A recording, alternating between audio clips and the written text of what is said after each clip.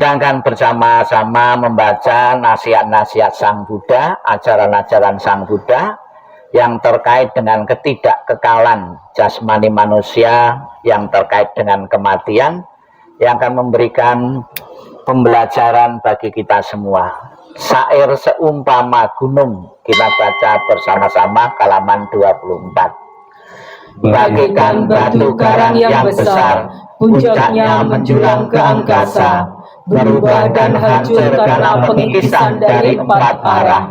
Demikian pula kelapukan dan kematian menguasai semua makhluk. Apakah dia ksatria, brahmana, pedagang, pekerja, kaswabuangan maupun pembersih jalan, tidak seorang pun yang akan terbebas. Semuanya pasti menemui kematian. Dalam hal ini tidak ada tempat bagi gajah-gajah, pasukan maupun prajurit. Tiada satupun dengan mantra perang atau kekayaan dapat mengatasi kematian. Sebab itulah para bijaksana setelah melihat manfaat kebajikan bagi dirinya, maka mereka memperkuat keyakinannya kepada Buddha, Dharma, dan Sangha. Siapa saja yang melaksanakan Dhamma dengan baik, dengan pikiran, ucapan, dan perbuatan, orang itu sangat terpuji, dan setelah meninggal ia berbahagia di surga. Halaman 26. Apa yang dibawa ketika seseorang meninggal dan apa yang ditinggalkan ketika seseorang meninggal. Kita baca bersama-sama perenungan pada kehilangan orang yang dicintai. Harta dan kekayaan apapun yang ada, pelayan, pegawai, dan semua yang saling bergantung, semuanya harus ditinggalkan ketika kita mati. Tetapi apapun yang dilakukan seseorang melalui tubuh, ucapan atau pikiran, itu semua adalah miliknya, itu semua yang dibawanya, dan itu semua yang mengikutinya laksana bayang-bayang. Semua yang hidup pasti mati, kehidupan berakhir dengan kematian. Kesejahteraan makhluk tergantung pada perbuatannya, memanen hasil dari perbuatannya sendiri, baik perbuatan bajik maupun yang buruk. Mereka yang melakukan perbuatan buruk akan pergi ke keadaan alam sengsara, dan mereka yang melakukan perbuatan bajik akan mencapai keadaan alam penuh kebahagiaan. Oleh sebab itu, biarlah semua orang selalu melakukan perbuatan yang bajik untuk tabungan kehidupannya yang datang. Perbuatan bajik membawa kebahagiaan di masa depan.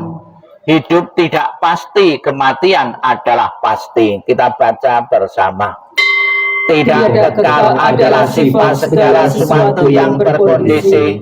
Mereka muncul dan lenyap. Setelah muncul mereka akan musnah kembali. Dengan tercapainya keseimbangan, maka tercapailah kebahagiaan.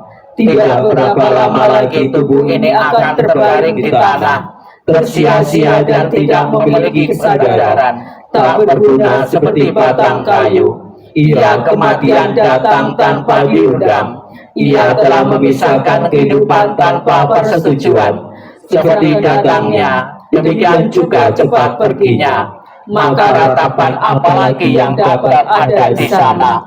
Orang yang berpikiran picik menyiksa dirinya sendiri dengan berpikir, aku mempunyai anak-anak, aku mempunyai kekayaan. Jika dirinya sendiri bukanlah miliknya, kapankah pernah ada anak atau harta yang jadi miliknya? Tak lupa kita doakan keluarga yang ditinggalkan, semoga bebas dari kemalangan dan bebas dari mimpi-mimpi yang buruk. Halaman 32, syair kebahagiaan untuk sanak keluarga. Kita baca bersama. Semoga seluruh kemalangan, kesulitan, dan tanda-tanda jelek, berbagai bencana, penyakit, pengaruh jahat, kegagalan, semua ancaman bahaya, ketakutan, mimpi buruk yang tak diinginkan, semoga semuanya berkat kekuatan Buddha. Semoga seluruh kemalangan, kesulitan, dan tanda-tanda jelek, berbagai bencana, penyakit, pengaruh jahat, kegagalan, semua ancaman bahaya, ketakutan, mimpi buruk yang tak diinginkan, semoga semuanya berkat kekuatan Dhamma.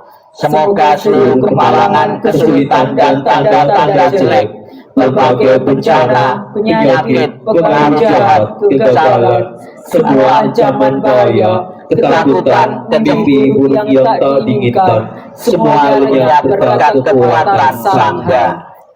Halaman 34, Pansukulagata. Segala sesuatu yang terbentuk tidak kekal adanya, demikian pula almarhumah pernah lahir, berkembang, dan akhirnya mengalami kematian. Itulah proses kudrati dan alami. Semoga ibu almarhumah segera menyadari dan berkenan mengambil kebebasan untuk terlahir di alam-alam yang lain sesuai dengan perbuatan-perbuatan bajik yang pernah dilakukan semasa hidupnya. Kita renungkan Anicca Wata Sangkara, halaman 34. Mohon para romo untuk memercikan air di atas peti jenazah. Anicca Wata Sangkara, Upadawa Yajamino, Upajitwa Nirojantim, Tesang Bopa Samosukum,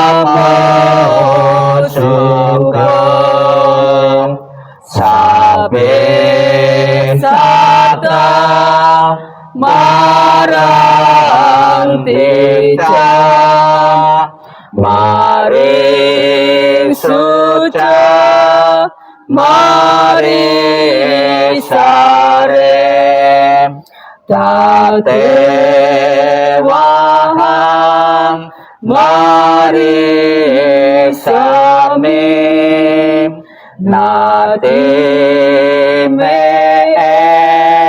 Tasam Sayang, Anicca Wata Sangkara, Upadawa Yajamino,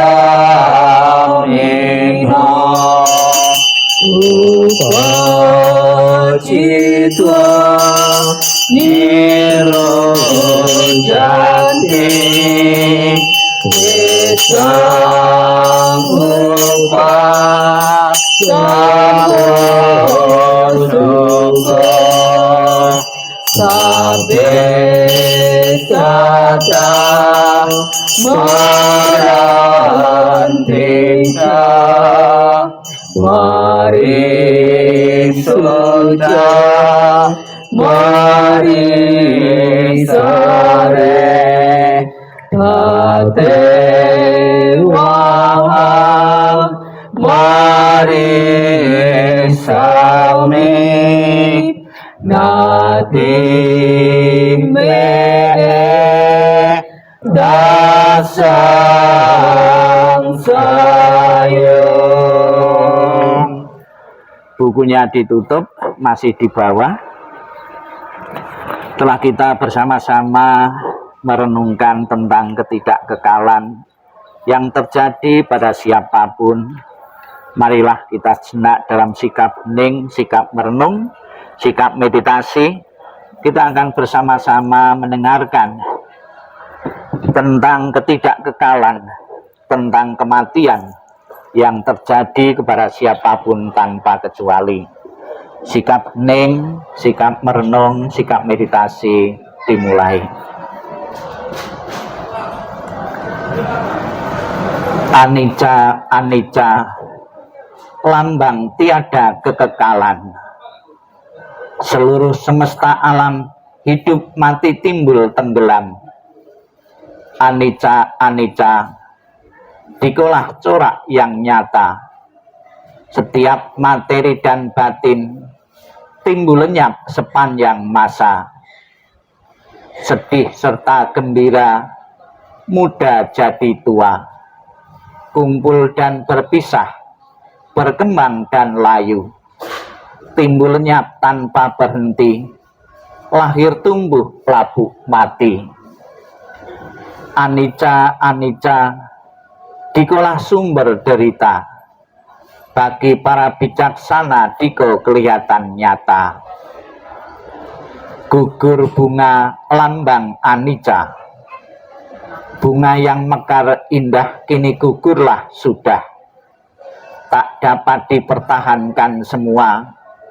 Badan pun demikian mengalami prosesnya. Lahir tumbuh lalu mati. Anicca, anicca, salah satu hukum kesunyataan. Anicca, anicca, itu satu proses penderitaan. Kematian yang datang secara tiba-tiba di luar kekuasaan kita. Segala yang dicintai tak dapat dikokoi, pada akhirnya harus berpisah. Sabbi satta bhavantu sukhitata, semoga semua makhluk hidup berbahagia dan sejahtera. Sikap ning, sikap merenung, selesai. Sadu, sadu, sadu. Dibuka kembali buku puja baktinya halaman 33 dan 34. Nanti titik-titik kita isi dengan nama beliau.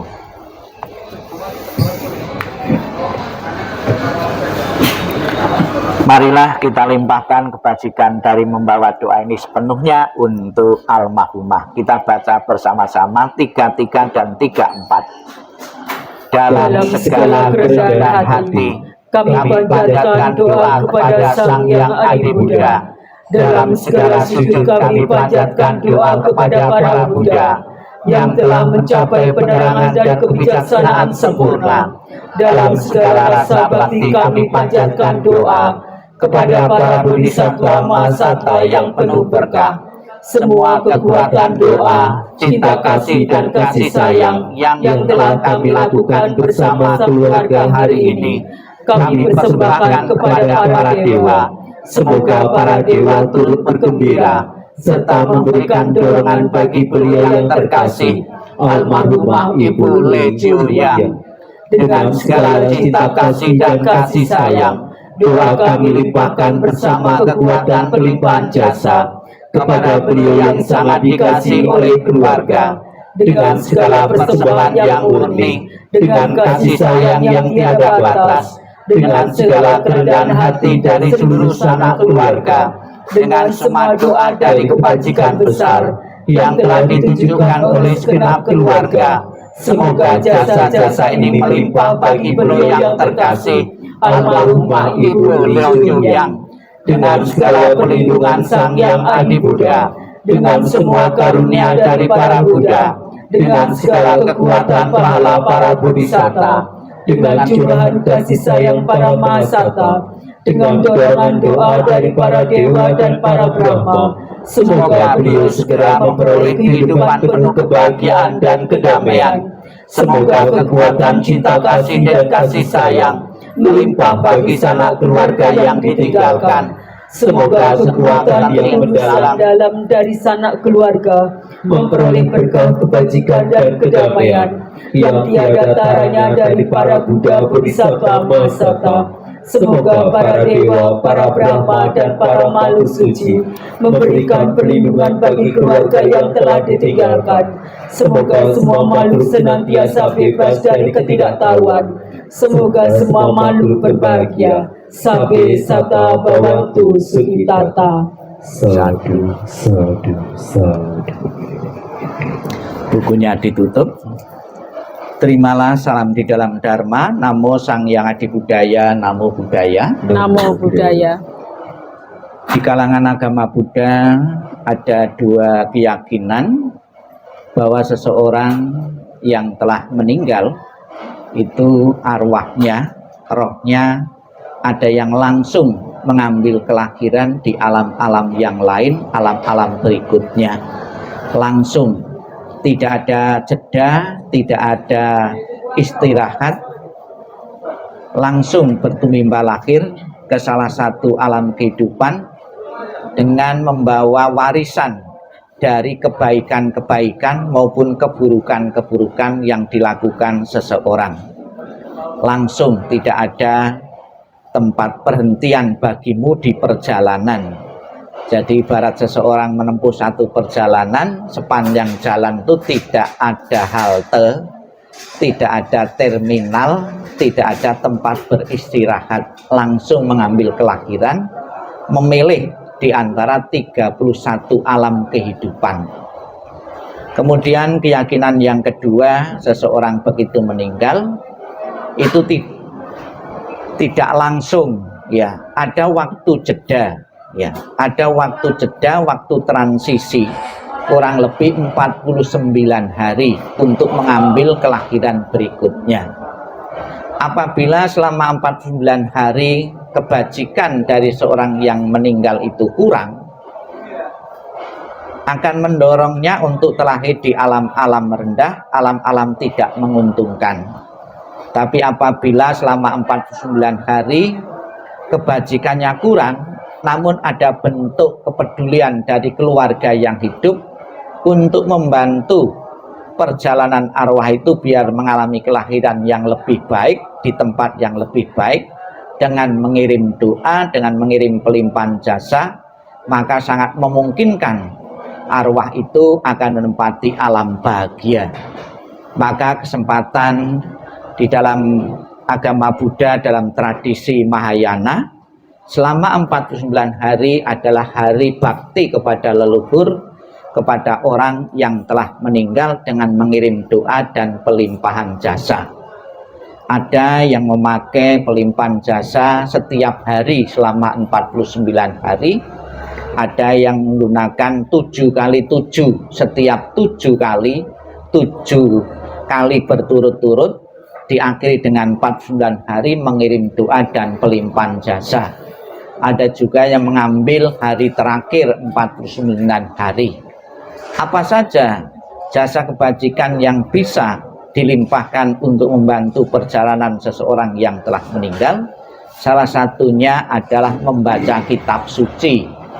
Ada beberapa kitab suci yang biasa dibaca ketika seseorang meninggal. Dari kemarin kita bersama-sama membaca kitab suci Sutra Amitabha. Kenapa yang dipilih Sutra Amitabha? Karena di dalam Sutra Amitabha ini ada janji atau sumpah dari Buddha Amitabha yang mengatakan, barang siapa menyebut namaku, mengulang namaku dengan penuh keyakinan dan berharap untuk terlahir di alam surgaku, surga Sukawati, maka aku akan menjemput arwah itu dan menempatkan di alam surga sucinya. Ini salah satu faktor. Namun juga di samping kita mengulang nama Buddha dengan penuh keyakinan dan berharap untuk terlahir di alam surga sucinya, tentunya juga ada kebajikan-kebajikan yang lain yang tidak kalah penting, ya. Kebajikan menjalankan sila, kebajikan kita berbakti kepada orang tua, maupun kebajikan-kebajikan yang kita lakukan melalui pikiran, ucapan, dan tindakan, sehingga akan layak untuk dilimpahkan kepada leluhur-leluhur yang telah tiada. Bapak Ibu sekalian yang saya hormati, pada hari ini sebelum kita mengadakan acara doa pemberangkatan, kita mengadakan doa peringatan 7 hari. Ada satu riwayat di dalam kitab suci agama Buddha tentang 7 hari ini.